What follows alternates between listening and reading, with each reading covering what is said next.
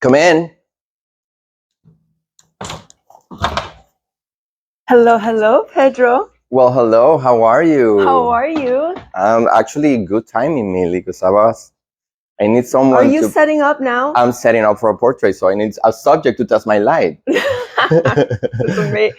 Can I ask about this little guy? This is my son. This is Bruno. Bruno, say hi to the camera. Hi, Bruno.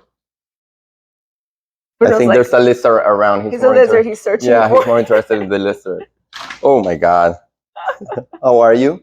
I'm good. Thank you for having me. Don't this worry. is going to be so much fun. Thank you for the opportunities. It's amazing.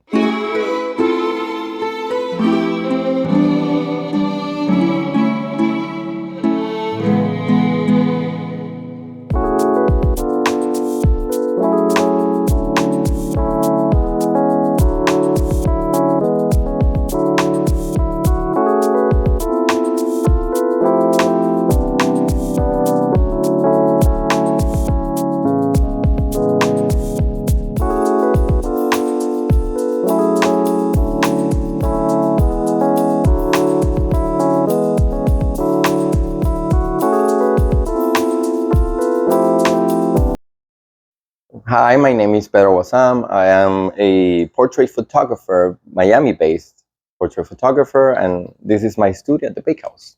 I have to tell you, your studio is larger than my apartment. So why the Bakehouse? How'd you get here? So I got here 6 years ago, and actually 6 years ago I was in charge of remodeling the darkroom that we have here. Really? Yes. So that's how I got here. And you know that this is the right fit because your studio is pretty large. You need all the space. Yes, I need the space because I do shoot a lot of portraits here. So it's the actual studio as well. Yes. Is there still a dark room in the Bakehouse? There is a dark room. It's a beautiful dark room. See, most places don't have dark rooms anymore. Everybody seems to be moving on to digital. Well, that's not true. This era, these kids nowadays are moving towards film. I mean, film is not replacing digital. It's just that film is like this new wave of photographers. They're shooting a lot of film, and I'm really proud of that because film is film. You cannot cheat that one. I love film. I love film. I still have my clunker. It's a 1976 Canon. Oh, there you go. And that's what I used for school because I was a photo major. Yeah. I love film. I'm obsessed with cameras. Like my wife, it's all the time like, you need to sell those because I have tons. But I love them. Those are like my precious cameras. Well, show me around the space. I want to know. So I share the space with my wife. She's an amazing photographer. She's a nature and landscape photographer and pet photographer. Mm-hmm. And she is my boss, practically. So this is kind of her space. And this is kind of where we talk with our clients or where we have meetings. This is like the social gathering area space. There you go. It's incredible. Thank you. We are printmakers, so we print everything you see here. We print. You print here? Yeah, that's our baby right there. Can you tell me a little bit about this? I know nothing about the printers. Well, actually, I know a little. My wife is a master printer. She's in charge of the printing on the books and creating all the physical of the images. But this came to our life like 6 years ago. Practically when we moved to the Bakehouse, we moved with this. Mm. And we've been printing a lot. And of course, I'm kind of an old school photographer, and I like to see my photo printed, right? And printed, the bigger the better. Yeah. But yeah, we love printing, and we love papers, and we love textures, and we love to combine papers so you can achieve better texture and better color resolution and better things out of the images, out of the digital file. So, can I ask you, why photography? Is that what you knew you wanted to study? Well, my mother and my father, they used to be photographers as a hobby, right? They will take photos of us or the family or family trips. And when I was 18 years old, one day I came back from college. I'm from Venezuela. And one day I came back I'm a power nap fan. So I was about to take my nap, and I see this bag on top of my bed. And when I opened it, there was a camera with lenses and some film. And in the beginning, I didn't know what to do with that, right? I was very thankful with my mom and dad, and I knew a little bit about photography because they, they used to shoot portraits of us a lot, me and my brother. And but the camera was there. I was taking the camera for trips with friends or whatever. I used to surf a lot, so I would take my camera for my surfing trips or things like that, but nothing special. The camera was mostly in the closet, basically. So one day, my father passed away when I was 23 years old. And actually, I left college.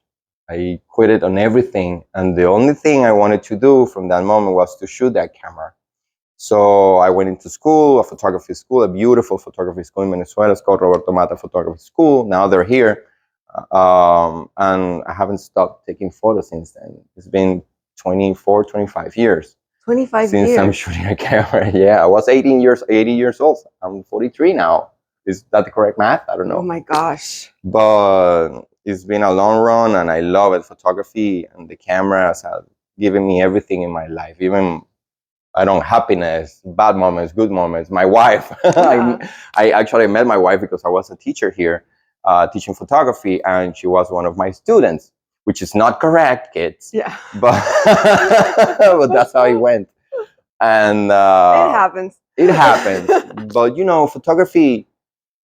photography is just a beautiful discipline, and it's a beautiful way to keep memories. If you do the right thing, if you value the instrument as it should be valued, you're gonna find yourself in love with this thing, and it's a deep love that you will be hours and hours, endless hours, just doing your images. And I remember that. I remember being in the darkroom for entire days. the darkroom is a nights. special place. The darkroom is You go in and you're almost hypnotized. It's a comfort zone for me. Yeah. It's I have peace there. I play music out loud. I'm just there. I think you almost disappear. Like, you disappear in time because you're in a dark room. So the sun will go and you don't even notice. It's like Vegas. It's like Vegas, exactly. They don't put the clock, so they don't want you to know what time it is. Exactly. But yeah, I fell in love with this career since the beginning, since actually with my father's passing. And I think, you know what I'm sad about? I never shot a portrait to my dad. Oh. And I regret that a lot. But well, he was inspiration for this. He and my mom. So I'm thankful for that. Oh. There you go. Now I gotta ask, why portraiture? Because you're an amazing portrait photographer. Thank you. Thank you. So I need to talk with people. I love people's stories. You love to shoot people. I love to shoot people, and it's been the main thing in my life. I've done some work that is not people related, like personal work, and it's cool. I love it, but I need to engage into a conversation. I need to know someone's story for me to be able to shoot that portrait. I mean, all my personal work, it's about talking about somebody else or being thankful with someone or a group of people, but it's always someone, right? The moment I get away from that one, I'm talking about something else and some other experience in a more, in a different way, in a more, I don't know, complicated way. But I think most people will be afraid of shooting portraits because they think it's a huge responsibility. I think that's my comfort zone. And when someone gets there and I'm just shooting their portrait, it's like we're just engaging in a conversation. I'm shooting portraits. And at some point, I'm kind of directing you or telling you kind of what to do in order for you to look better, right, in your portrait. So portraiture, sometimes I've been like a therapist, right, when I'm here shooting portraits. Because I don't like people that come here just to shoot portraits because the hell of it, right? So there's a conversation. There's a conversation. And there's like a meaning for that portrait, and there's a very good end for that portrait. I don't want to shoot a portrait because this person is just beautiful and she want to be in a swimsuit. I don't do that kind of work. I like to shoot people that is interesting, that people that gives something to the community, or someone that just comes here to shoot a portrait because they want to breathe somehow. It sounds weird, but some people are very comfortable in the camera, you know, they feel very secure when they have a photographer in front of them. So you act a kind of a therapist, and you start. I've shot portraits where people start crying here for some problems they have, and I'm like, oh shit, this is a portrait. Boom. Oh my gosh. So portraiture is beautiful because you engage with people. You're looking directly to the eyes to someone, and these people is trusting you for that portrait. So I think I like. How do you handle the different personalities? Because you never know. You never know. That's true. I think I got to a point nowadays where I have the knowledge to choose. Very good. You know, I'm clever enough now after all these years to shoot who am I working with. I don't work with everybody. And I don't like to work with everybody because I don't like just empty portraits. I need the portrait to mean something for someone. Also, it's important that the person is kind. You know what I mean? It's not even that. It's just you don't. I find that the best advice I've gotten so far for doing this project was do not interview difficult people. And thank you for that advice. You know who you are. Well, you know, red flags. Red flags, yeah. Learn how to read those, and you're going to be safe. But, you know, I've learned that, especially in my commercial work, that most of the people that are difficult for a portrait is because they're nervous about that portrait. And, you know, that's when you have to be a little bit of a therapist, because you need to understand what's happening with this person. Sometimes people get here and they're on a weird mood, and you're like, he's nervous. So let's start playing with something. Let's engage in conversation. Let's find out why he's acting like that. And boom, suddenly you have this beautiful portrait, and these people is going to be more than thankful with you because they're nervous. They're really nervous. Like, for example, part of my commercial work is weddings, right? And you will call the brides bridezillas, right? Yeah. But they don't want to be like that. And I'm very selective with my clients in wedding photography.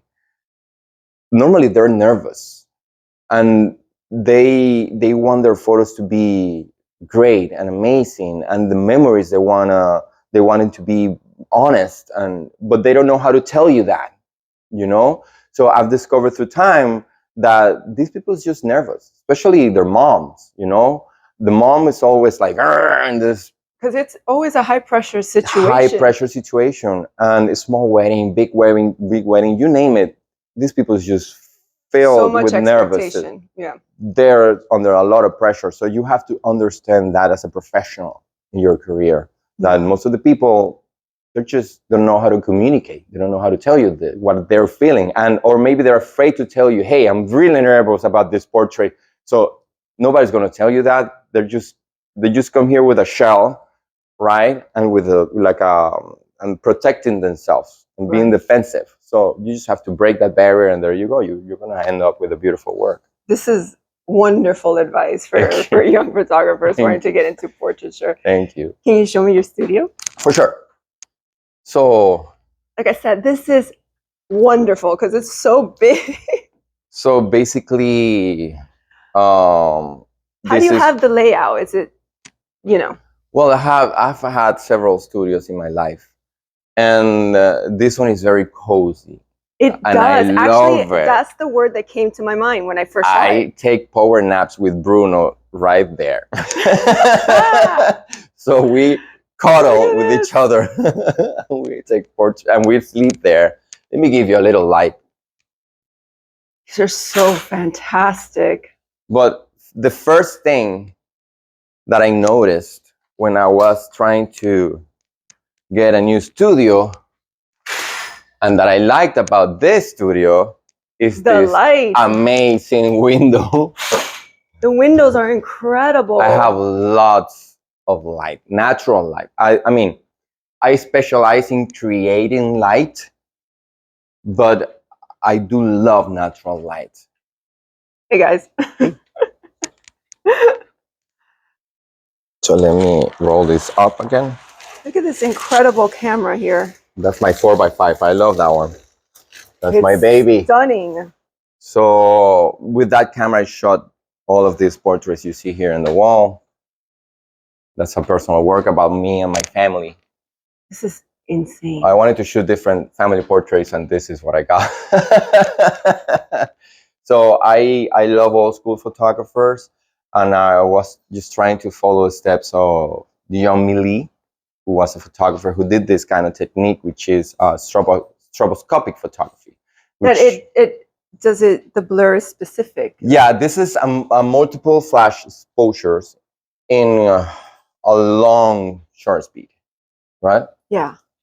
So this will be, I don't know, 8 seconds of shutter speed, and the flash will pop multiple times. And during that time, we're just moving. I'm moving our heads, or moving towards each other, and it will print in the digitals in the 4x5 all of these images like this. So it creates a funny effect. I love the effect. Thank you very much. So, and who are some of your favorite photographers? I'm curious. Jean Milly is one of them. I think my favorite photographer ever is Gregory Crotson. I have a book of him, actually. And Gregory is amazing. There you go.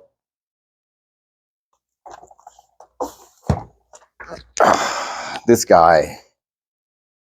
If there's someone in this world who knows how to handle light, it's this guy. Not even that. And he uses a lot of large format cameras and like a bunch of lights, and he likes to create light, and sometimes his images are very uncomfortable, and the concepts are really like still steady, but they're always dramatic. He uses large format cameras. He acts. His darkness is moody. He's beautiful. It's drama all the time. You could tell. Yeah, look at this. And the thing I like the most about him is that he believes in realism. He doesn't like to post produce like the car flip that way, or he needs the production right there in situ, right? So, and I like that too. And actually, I've been shooting artists for the last 6 years in their studios, and the main goal was to not Photoshop or not do anything in post-production, just saturation and contrast of the digital file, because I like that. I believe in production. I believe in a crew, or people, there's art directors, and they place that thing there because it needed to be there. Right. So, and I believe in that concept. I'm not that much of a Photoshop guy. I do Photoshop for certain things, especially for commercial work. But my personal, I try not to touch. My personal, I try to keep it as pure and honest as I can. Besides the camera, I have to ask, what tools are specific to you that you like to use? My lights. Your lights. I love making light. Can you tell me a little bit about them? See, I forgot all about the lights. So I will use continuous light or flash strobes. I have some continuous over there. Those are 2 Arri lights, 1,000 and 650.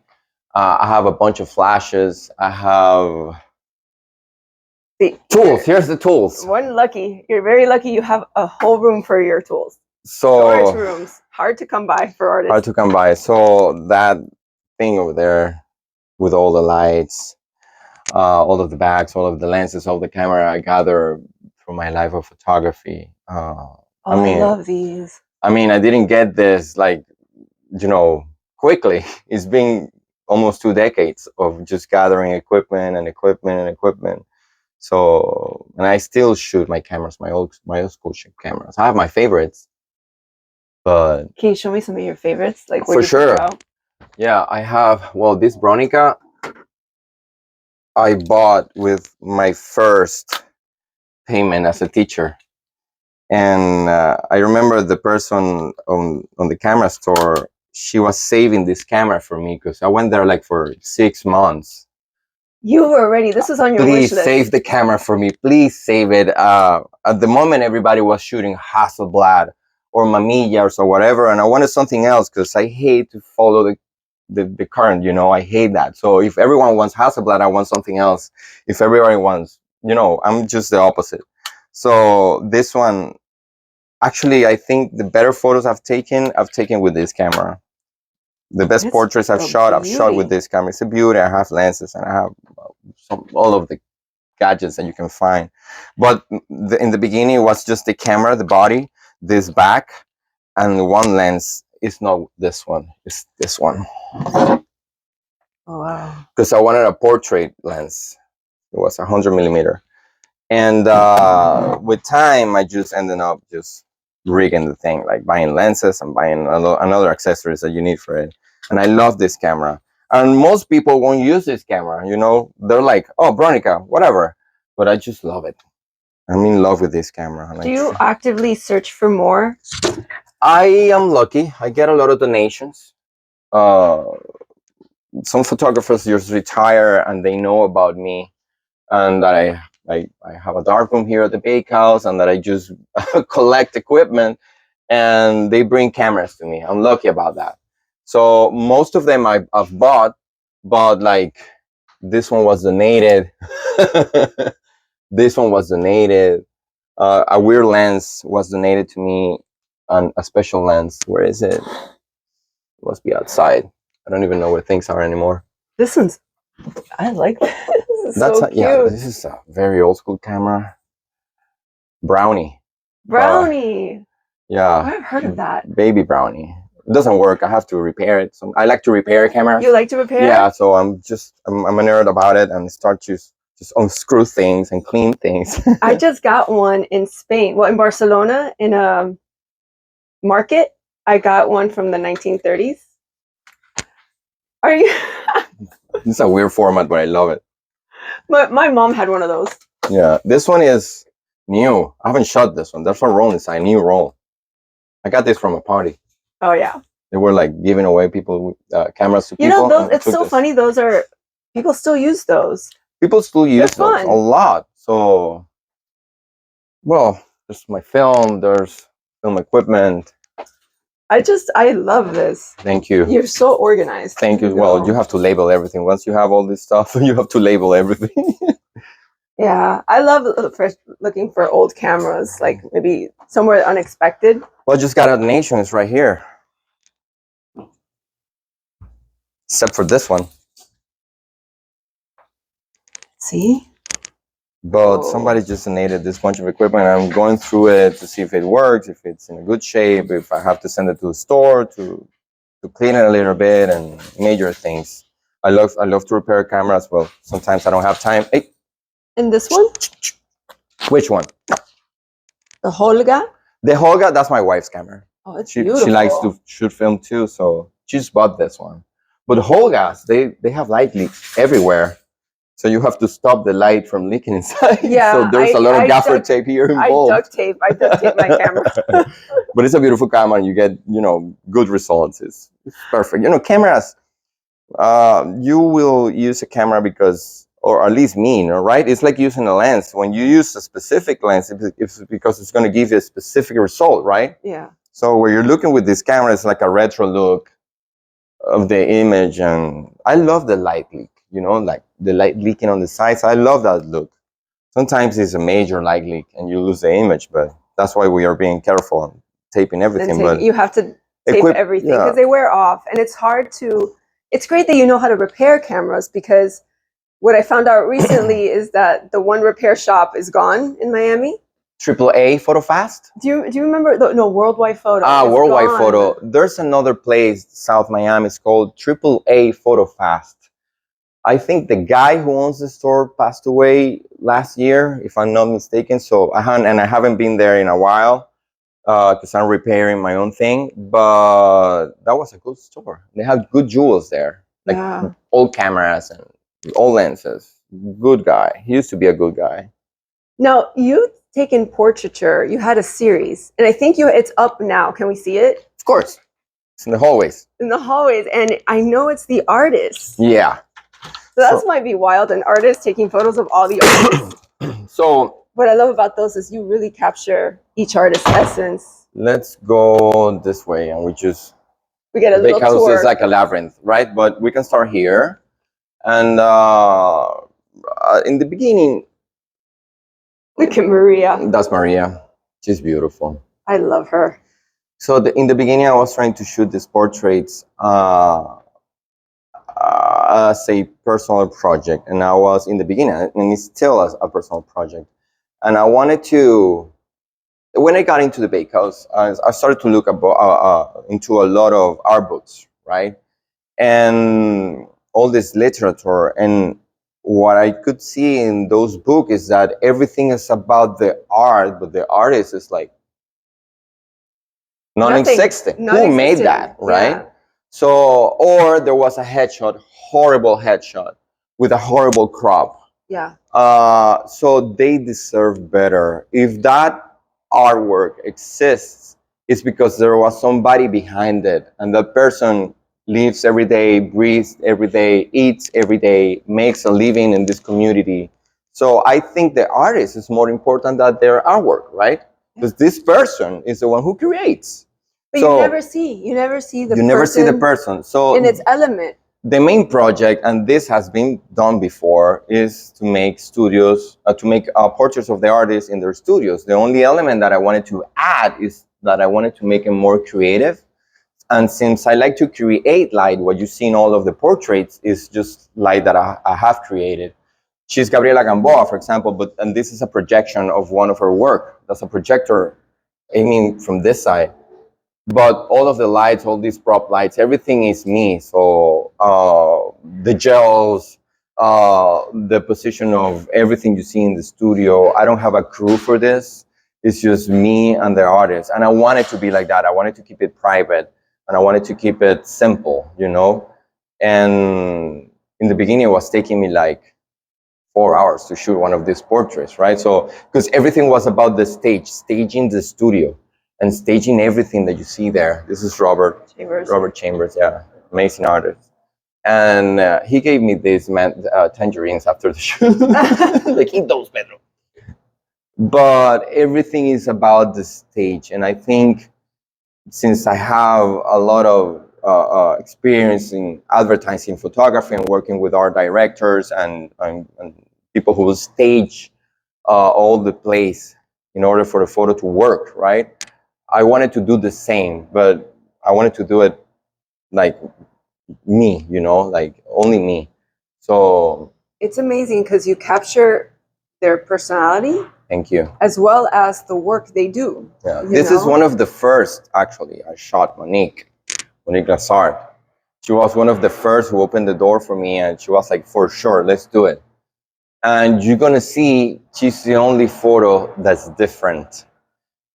With just, it's like a normal portrait, I will call it like that. It doesn't mean it's beautiful, it's amazing, and it's it's the one I like the most, or one of the most, the one I like the most, but it's different. After this portrait, I started using a wide angle lens, and I started to show more of their studios. So if you come this way, we're just gonna go through the hallways of the Bakehouse. Oh, there's a construction. There's construction, happening. Yes. Yeah. It's Wynwood. It's Wynwood. It's all the time under construction. But Moria Holohan. I love this portrait. That is incredible. Gerby. This one was very complicated because her work is very delicate. Yes. So I was so afraid of breaking something. And if you can see all the portraits, most of the work is based on just making a mess out of the studio, right? And in her case, I was really afraid. I didn't want to break anything or messed up with her work. Beautiful Lauren. So beautiful.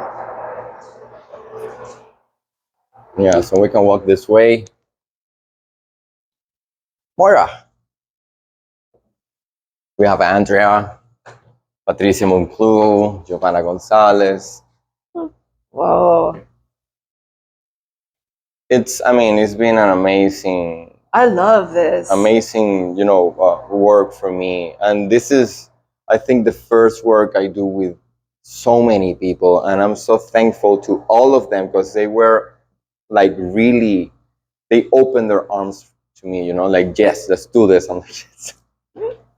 It's a privilege for me to shoot all these portraits. Let's go this way and we can go back to the studio.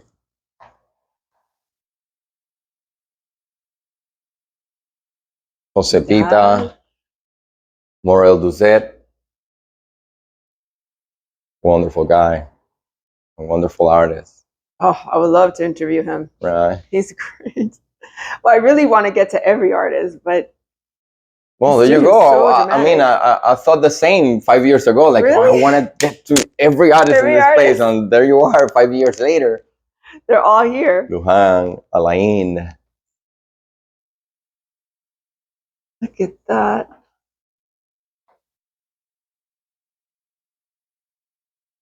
Oh. Oh, guys, And the outside studios are so hard to get. these are hard to get. You are right. But I mean, there's techniques for that. I mean, that's what I like. I like when it's technical, Mhm. and when it's difficult, I want to shoot that. I love that you captured the bootleggers. library. Yes. Look at that. That's insane. Beautiful. Can book. That's we can open. Let me see if it's open. This is the dark room, but no, I have to bring the key.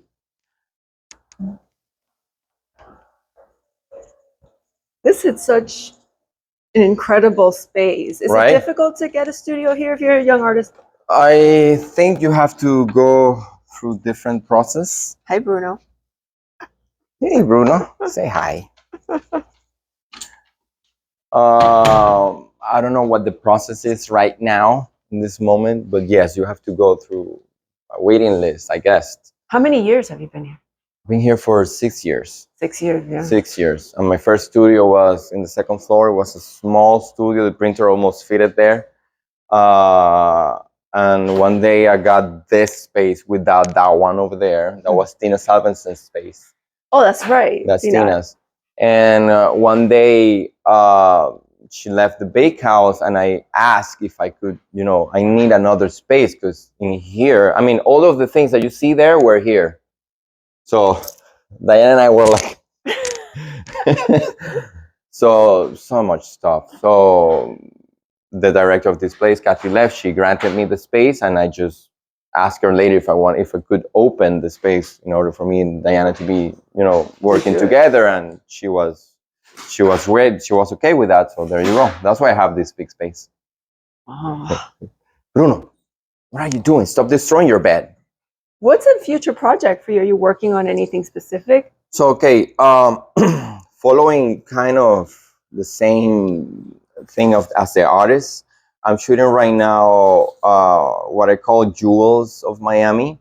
And I mean, in this case, is chefs. Chefs? Yes. So, but not like, right now it's not about like very mainstream chefs. Right now it's about this chef who has this little restaurant with 5 or 6 tables.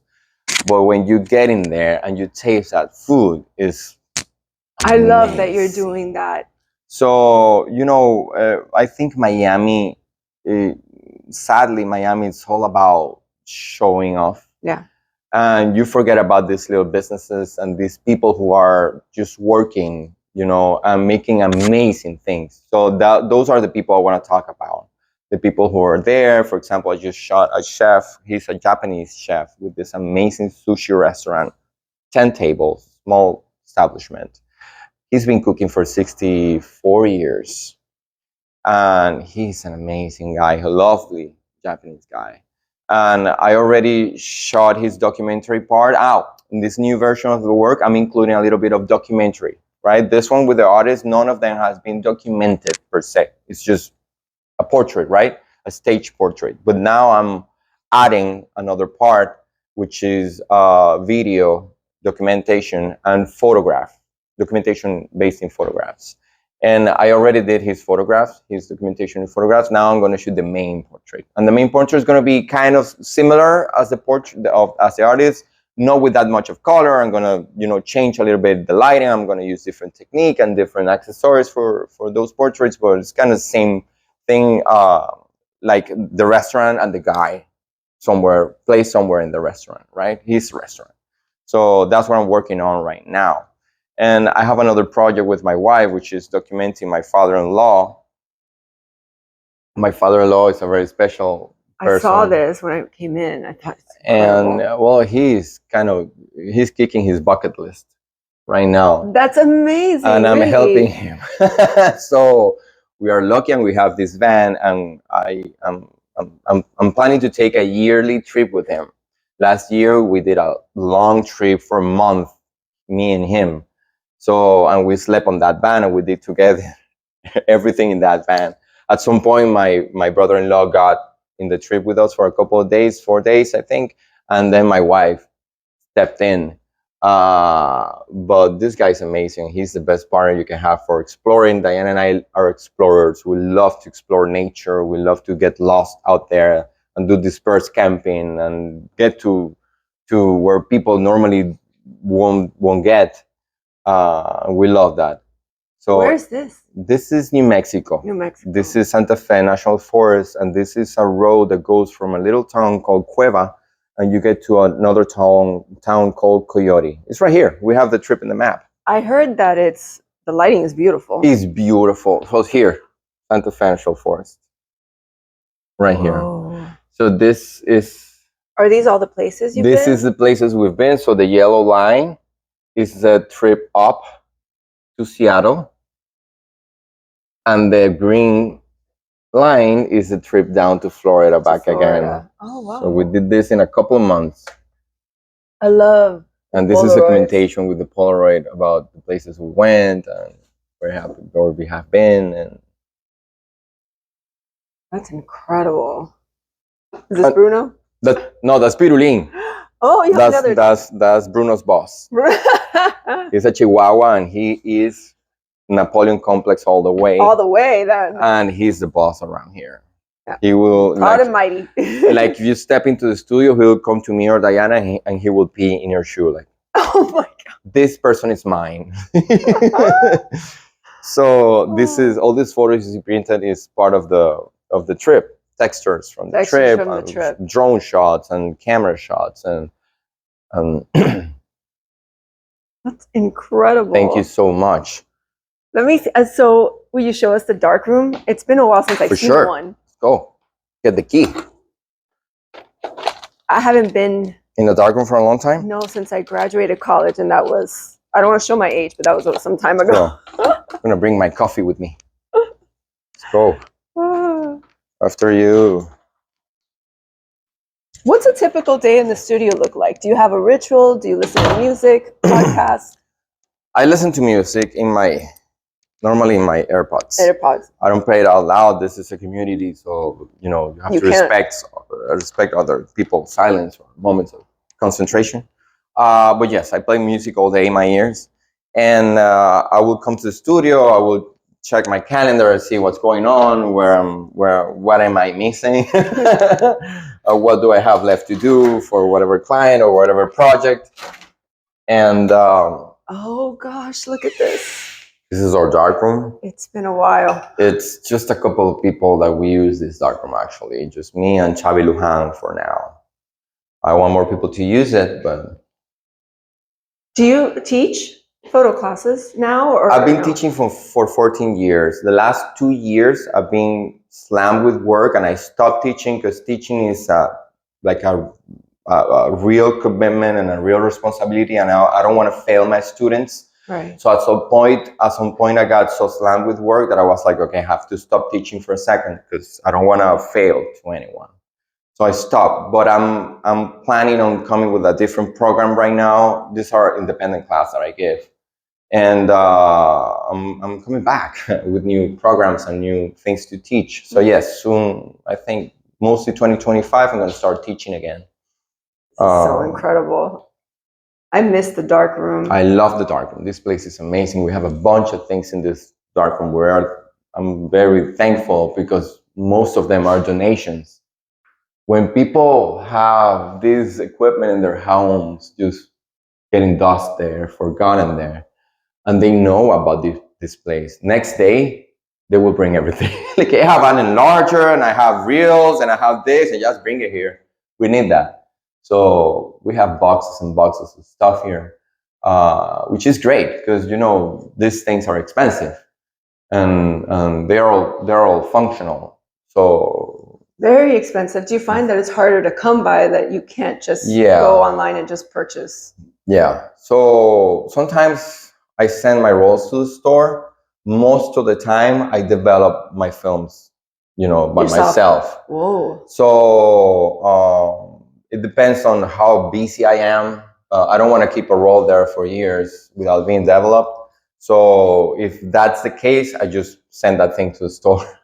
Please bring it back. Incredible. A giant fix. Yeah. It's incredible. I have to replace the batteries here. We're giving everybody a real sneak peek to everything. Well, if you want to use the darkroom, just come here. Let's talk about it. Okay. It's been a while. I think I forgot how to mix. So how to mix the chemistry? Oh, that's easy. Yeah. But it really is an incredible experience. I loved every moment of it.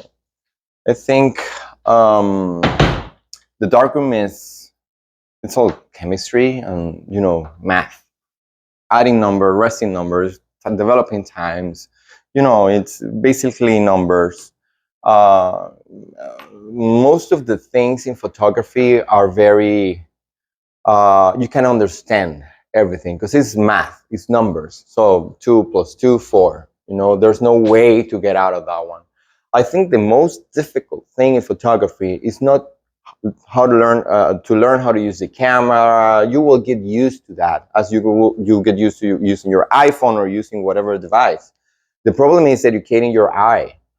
That's where the thing gets tricky, right? Because you could be a master just moving your fingers to have an accurate exposure or doing whatever you want, but that the image is beautiful, that's another subject. Well, yeah, you could have everything, but if you don't have the eye, you don't have the eye. So I think training the eye, it's something that will never stop. I learn every day. Even though I have this experience in photography and advertising photography or whatever, you can see through all the images, because there are now like almost 120 artists have shot this way.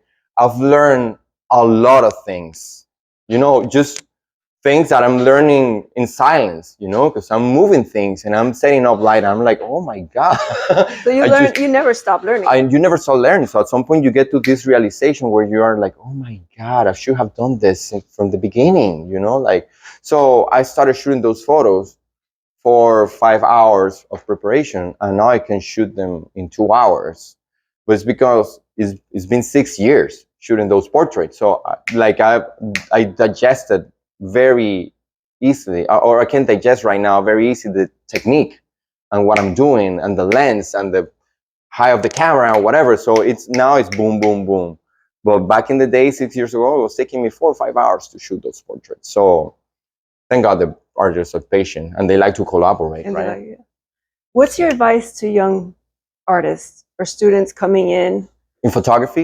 Yeah. Is there anything you wish you were told early on that you found out the hard way? I always like backstory.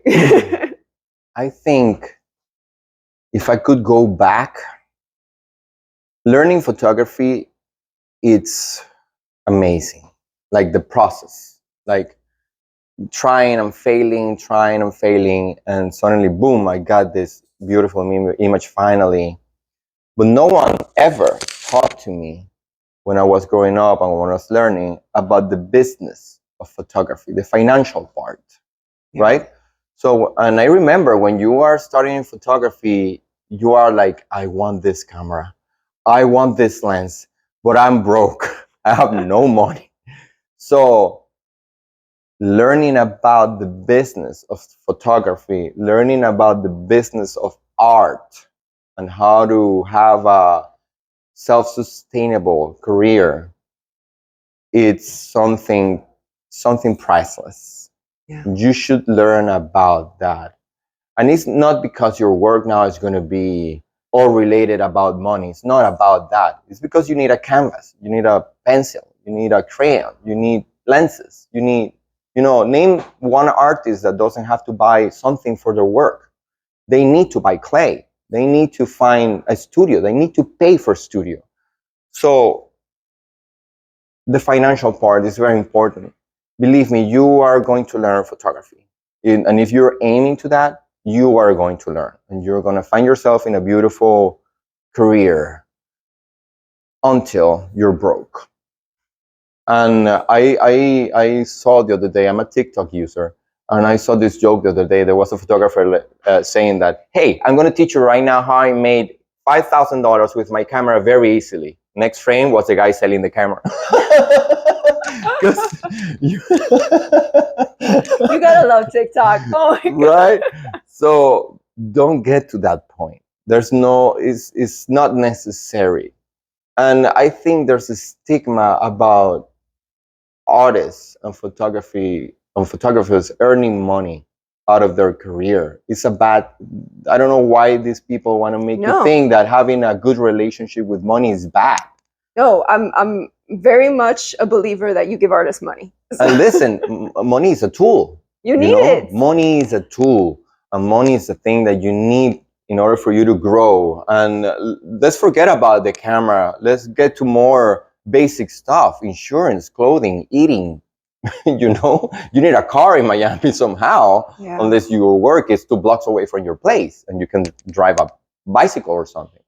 But the financial part, I think, and I learned that 8 years ago, about my financials. So I was a photographer who struggled most of his life with money because I didn't know how to make this career profitable somehow. And I'm not aiming to be super rich or whatever. I just want to be self-sustainable. I want to be able to buy my cameras and pay just rent. And pay rent and, have a decent life. I have to give food to this guy. If not, he's going to eat all the furniture in my place. And I want to keep buying film and chemistry. That's expensive. So I think that's the best advice I could give you. If I can give you another advice to young photographers, shoot everything. I've been a prostitute in my career. Like I've shot everything. I've done documentaries. I've done sports. I've done girls in swimsuits. I've done portraits. I've done flowers. I've done whatever. And at the end, you are like a whole package. And whatever situation is placed in front of you, you're going to be able to attack with knowledge. That's important. For example, if you send me to whatever place, let's say you send me to this beautiful hotel with amazing architecture, and you have this person and you need to shoot that portrait. If you know nothing about lines, geometry, architecture, photography, you're going to miss out. That's such You're going to miss a lot of things. Let's change that. You go to Everglades, which is a beautiful national park, and you go there with this person because he wants a portrait at the Everglades. If you don't know anything about landscaping, about sun position, about what's best for gathering that information in the background with the subject in front of it, you're missing out. You're going to miss out and you're going to make a shitty photo. Yeah. Right? The more knowledge you have and the more knowledge you gather in your head, shooting everything in your way, the more successful you're going to be shooting at least portraits, right? And there's going to get a point in your career where you are going to follow something, right? In my case, I didn't follow architecture photography, but I did a lot. I didn't follow sports, but I did a lot. I didn't follow documentary per se, but I did a lot. I followed portraiture, right? And people. So now I'm able to just shoot someone somewhere and create a beautiful image out of what I have in the surroundings, right? Because I know about, things. So I think that's the most, I think that's the thing that you should aim in your career. In the beginning, shoot everything that moves and that doesn't move.